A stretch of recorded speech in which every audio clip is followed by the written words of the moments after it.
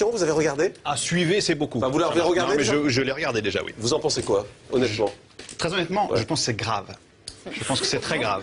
Qu'est-ce qui est grave? Pas vous, mesdames, je sais que vous êtes formidables. Mais je pense que d'en arriver là, à un moment, j'aimerais bien que de temps en temps, sur les grandes chaînes, à des heures comme ça, on voit des gens, je sais pas, brillants, qui nous inspirent quelque chose, qui ont un truc de plus que nous, qui nous filent envie de comprendre des trucs sur le monde, sur ce qu'on est. De mettre en scène comme ça le discours abscon et la médiocrité, ça me saoule. Voilà. Ah bon, alors ça, Vous avez envie de dire quelque chose, Marie-France? No comment. Ouais. C'est Chantal? pas tellement fait pour être commenté, ceci. Non, non, mais en même temps, c'est un peu sec, quoi. on ferme, on s'en va. Chantal, vous comprenez son discours ou pas? Mais oui, non, mais je dis qu'on n'est pas forcément en télé-réalité, je ne l'étais pas moi-même, c'est vrai, mais on n'a pas aussi forcément envie de se prendre la tête chaque soir, il faut aussi se la libérer, il faut aussi voir des choses, exactement, il faut aussi se libérer, il faut aussi voir des choses un petit peu comme ça, et on n'est pas pour autant débiles, voilà, on passe bien. Non, il a dit que les discours étaient... Voilà, le discours. Ne confondons pas, essayer de voir quelque chose de brillant et se prendre la tête. Il n'y a pas de discours. On ne peut pas simplement ranger tous ceux qui réfléchissent dans le clan de ceux qui se prennent la tête. C'est quand même un amalgame très dangereux. Oui, mais vous avez vu le nombre de téléspectateurs qui le regardent? Oui, vous êtes celui qui dit toujours oui. Bougez la tête de haut en bas, de haut. Dans votre vie, vous dites tout le temps oui. Mais avez-vous déjà essayé de dire non?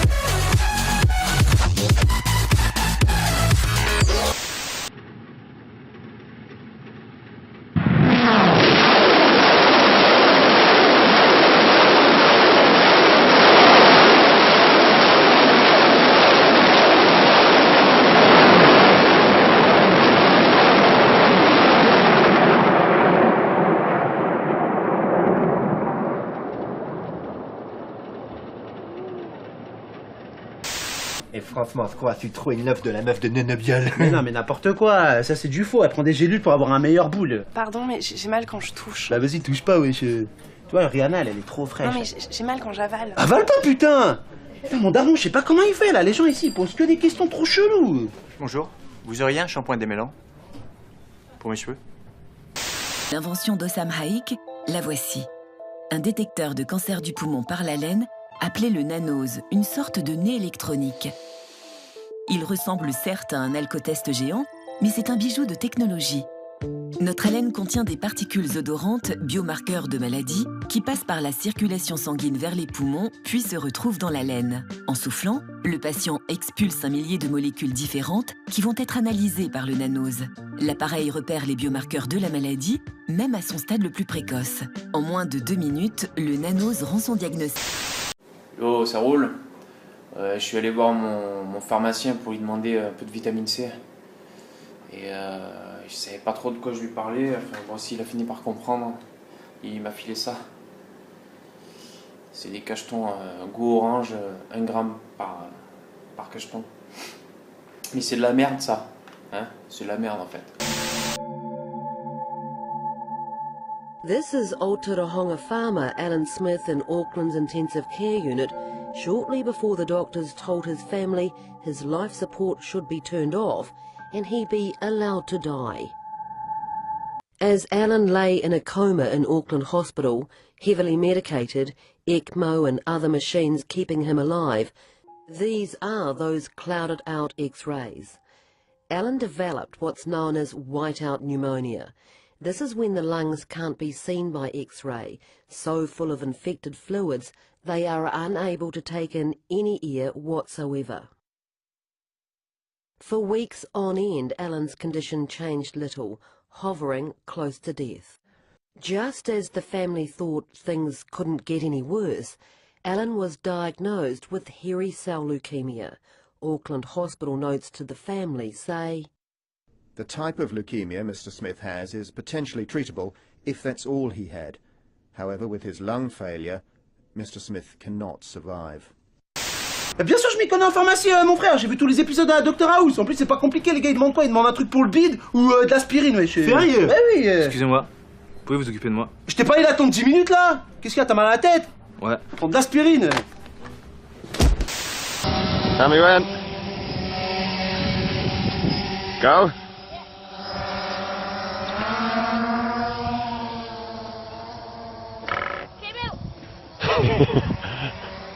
Hetty?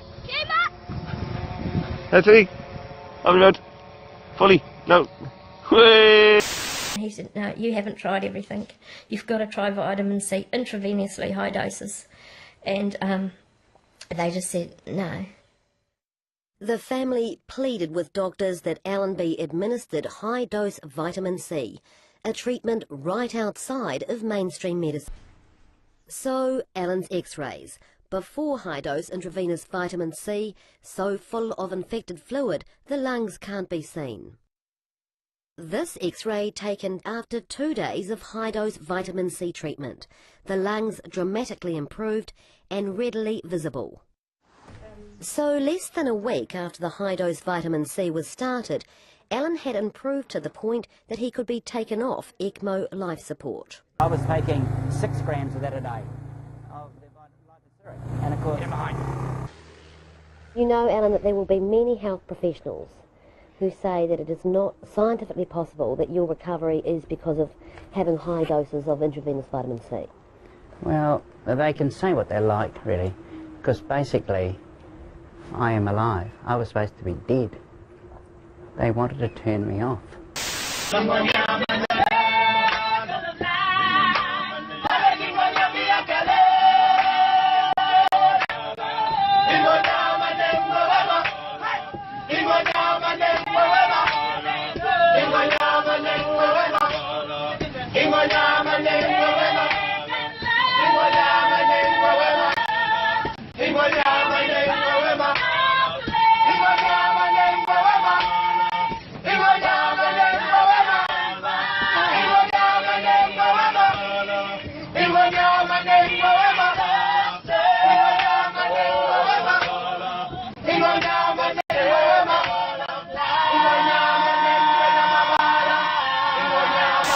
Grâce à Chris, on a commandé quelques kilos d'acide ascorbique L.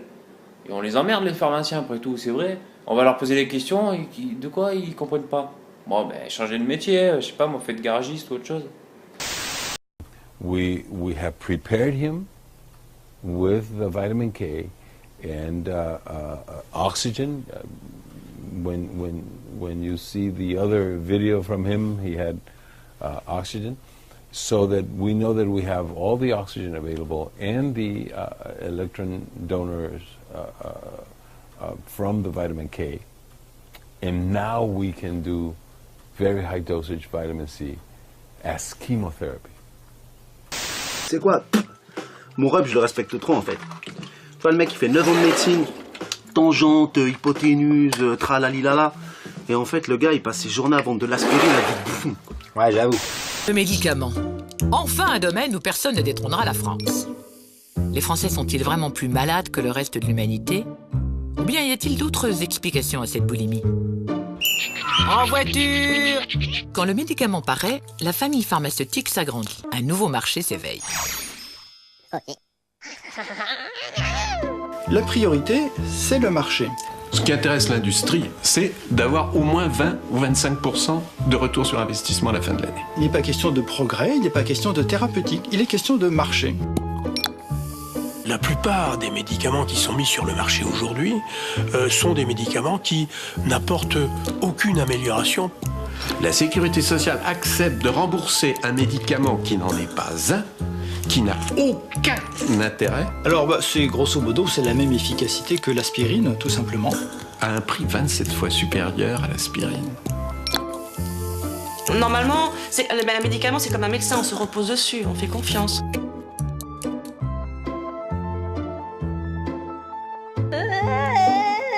On nous fait vraiment avaler n'importe quoi.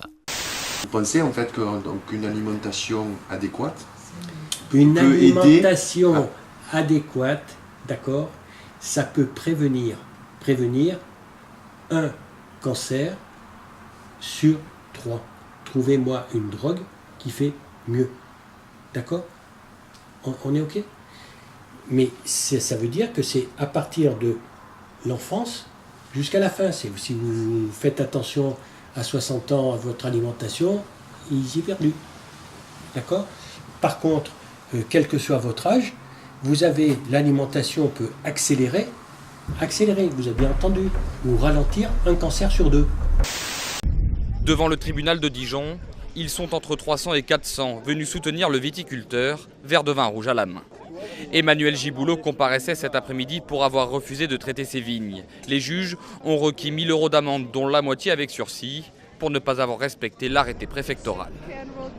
Au printemps dernier, une maladie très grave est détectée dans certains vignobles, près de Beaune en Bourgogne.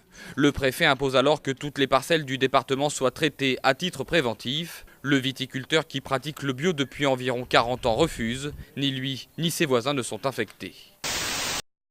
When you're ready to rise up, you'll rise up. All the power you need is in your hands.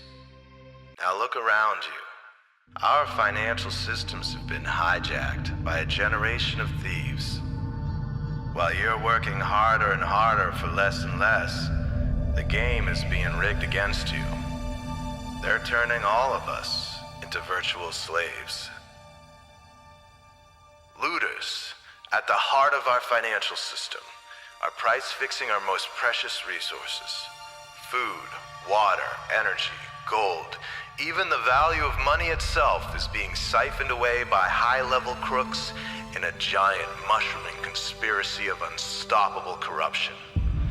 They're robbing billions of people of trillions of dollars a year, folks. There is no need for austerity measures. There is no need for financial suffering. No need for poverty. There is no scarcity. We are simply the victims of a robbery of unimaginable proportions. We have been fed a lie so vast it oppresses all of humanity.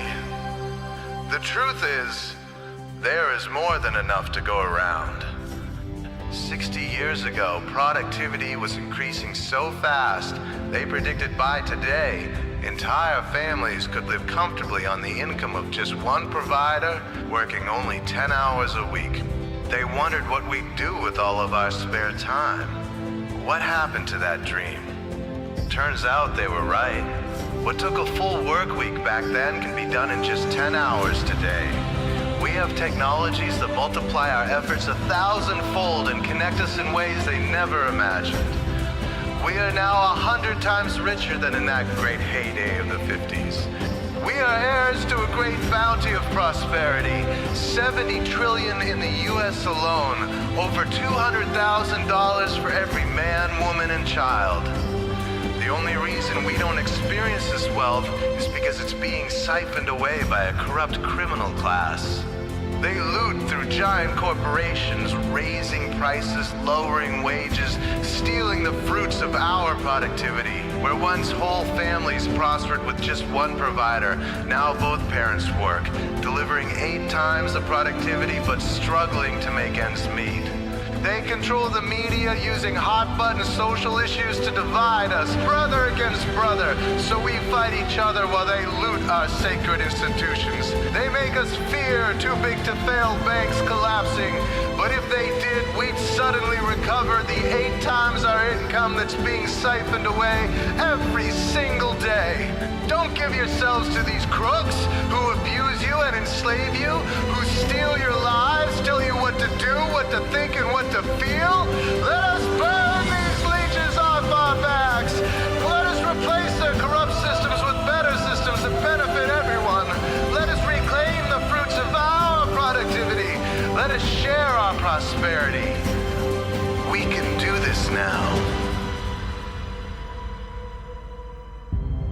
We are the creators, and when we come together, we have the power to create whatever future we want.